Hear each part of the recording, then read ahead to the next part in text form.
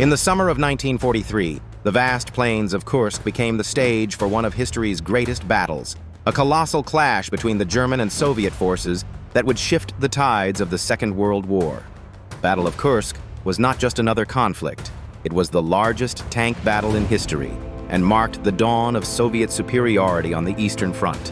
But despite Germany's initial strategic brilliance and technological superiority, they failed to secure a decisive victory. Today, we delve into the reasons behind Germany's critical loss at Kursk. To understand this monumental defeat, we must first consider Germany's grand strategic vision. Operation Citadel was Hitler's ambitious plan to encircle and destroy a massive Soviet salient at Kursk. The goal was to tilt the war in the Nazis' favor by delivering a crippling blow to Soviet morale and military capabilities. The Germans marshaled over 900,000 men, about 2,700 tanks, and nearly 2,000 aircraft for this purpose, aiming to replicate their earlier successes in blitzkrieg warfare. However, the Soviets were ready. Intelligence about German plans had reached Soviet ears well in advance.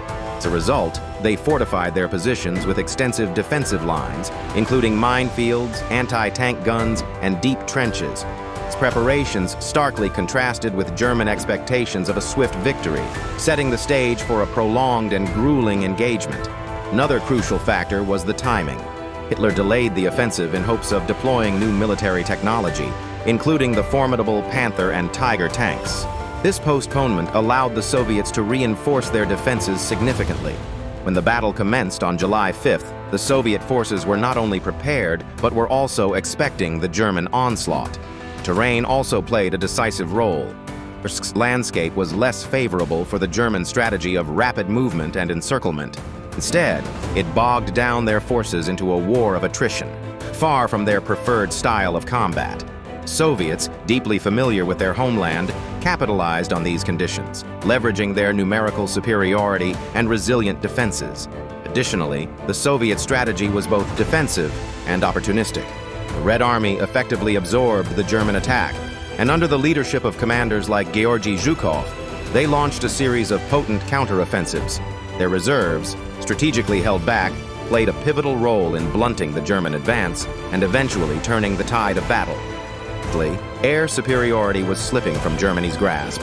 The Luftwaffe struggled to maintain control of the skies due to the increasing effectiveness of the Soviet Air Force, which disrupted German ground operations and logistics.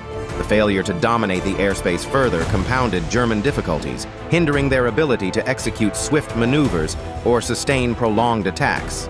In conclusion, the Battle of Kursk was a defining moment in World War II, a battle where meticulous Soviet planning, resilient defense, and effective counter-strategies overcame the tactical brilliance and technological might of the German forces. This defeat shattered the illusion of German invincibility and signaled the beginning of a relentless Soviet advance westward. The lessons of Kursk reverberate through military history as a testament to the importance of intelligence, preparation, and strategic timing. And as always, for more insights into pivotal moments like these, don't forget to subscribe to our channel.